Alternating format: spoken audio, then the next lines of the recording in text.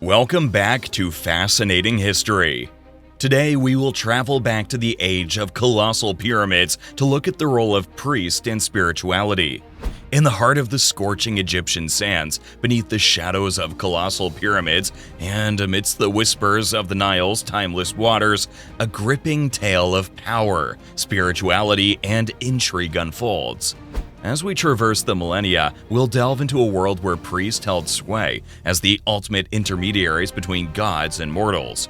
But their role was far from ordinary. It was a potent blend of spiritual guidance and manipulation, where faith and control danced in a mesmerizing embrace. Today, we embark on a voyage into the depths of ancient Egypt, a land where priests wove intricate narratives, conducted awe-inspiring rituals, and shaped the very beliefs of a society. But did these revered custodians of spirituality wield their power for the greater good, or did they manipulate the sacred to satisfy their earthly desires? Stick around and you'll find out. And tell us in the comments what parts of history you'd like us to cover next. Roles and hierarchy of ancient Egyptian priests. In ancient Egypt, priests played multifaceted roles that extended far beyond modern perceptions of spiritual guides. They were not just intermediaries between the people and the gods, but also technicians, responsible for executing complex rituals within the temples.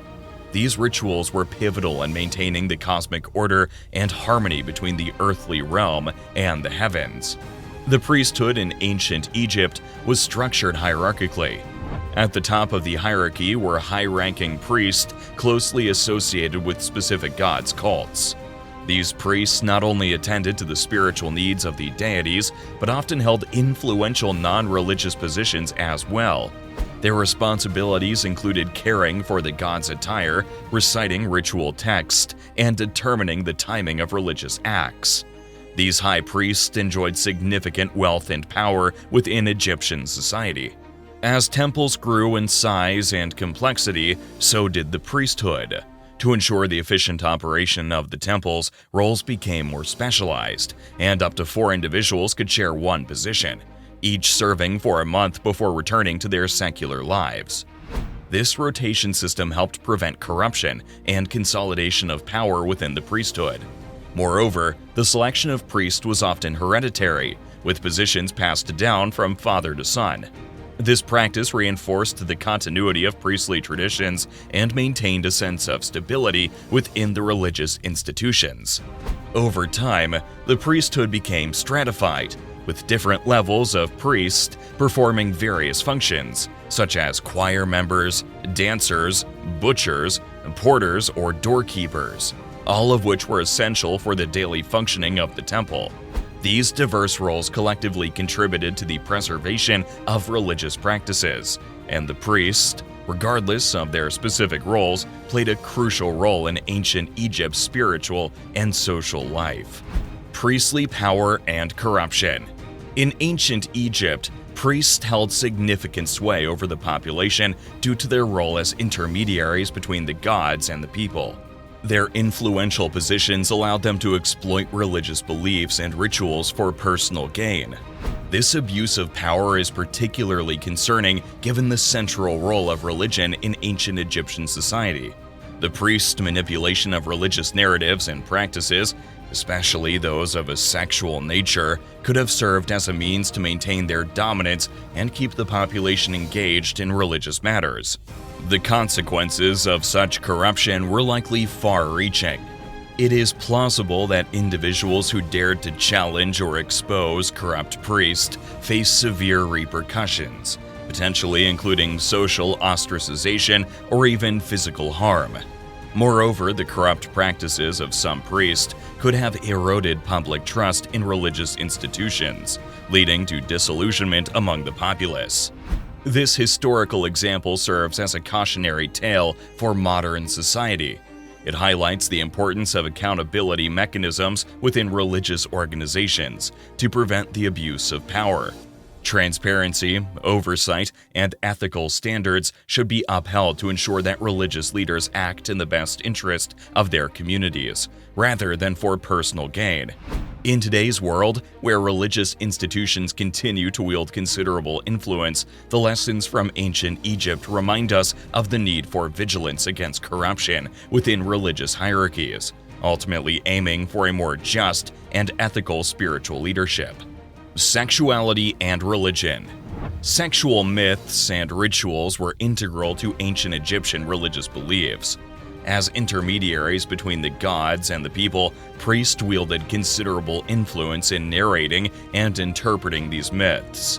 They did so not only for spiritual reasons, but also possibly for personal amusement and to maintain their control over the populace. One prominent example is the myth of Atum, the first Egyptian god, who was said to have created his children, Shu and Tefnut, through self-love. With its explicit details, this creation story was central to Egyptian cosmology.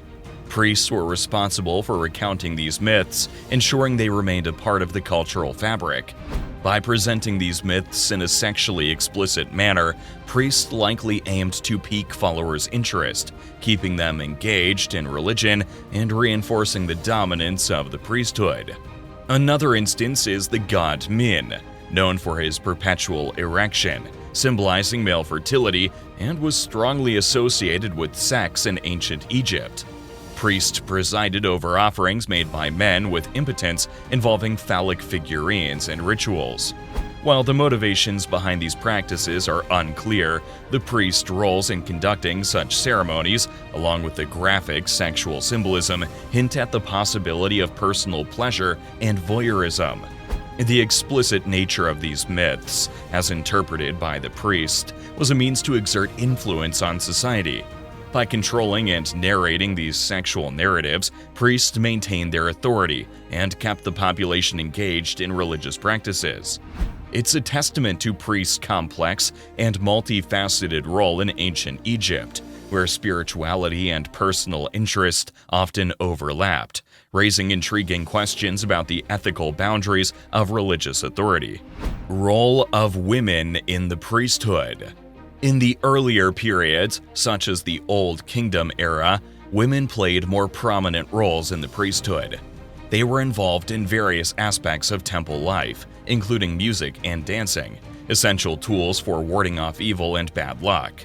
Their participation in these rituals reflected the belief that their presence and performance had a protective and purifying influence. However, as time progressed and the religious landscape of ancient Egypt changed, women's roles in the priesthood became more specialized and limited. Women's participation in religious roles became increasingly restricted during the New Kingdom period and beyond.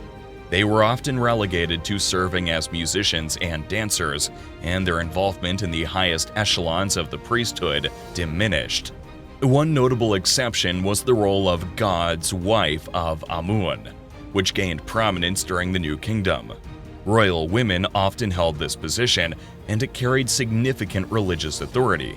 The god's wife of Amun played a crucial role in the cult of the god Amun, and had the power to perform certain religious ceremonies.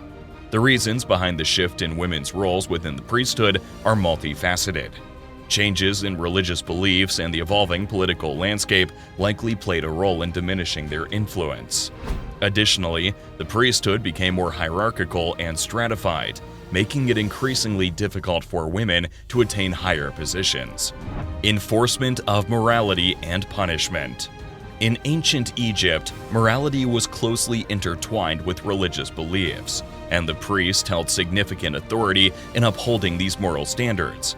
Adultery, for instance, was considered a grave offense, punishable by death in many cases. The priests were responsible for interpreting religious laws and ensuring their enforcement, making them key figures in ancient Egyptian society's social and moral fabric. The priest's role in enforcing morality extended beyond adultery.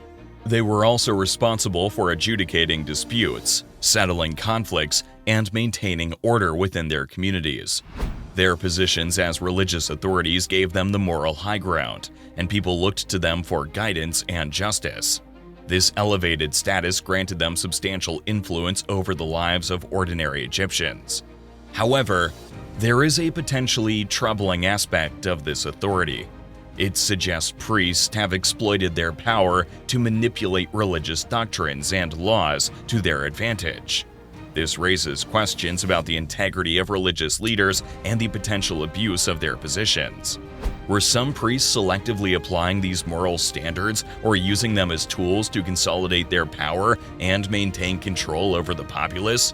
The fact that priests were both the enforcers of moral standards and participants in potentially immoral activities, as discussed in the transcript, adds complexity to their roles. This underscores the age-old dilemma of whether those in positions of power are always motivated by genuine moral convictions, or if they sometimes prioritize their interest. So, did these priests, with their unique blend of spirituality and manipulation, hold the keys to a profound understanding of the human psyche? And how did their control over religious beliefs shape the course of an entire civilization? And what does it reveal about the intricate dance between power and faith? Please let us know in the comment section below, and don't forget to like and share. Also, hit the subscribe button to get notifications on the latest uploads on the channel. As always, see you in the following video.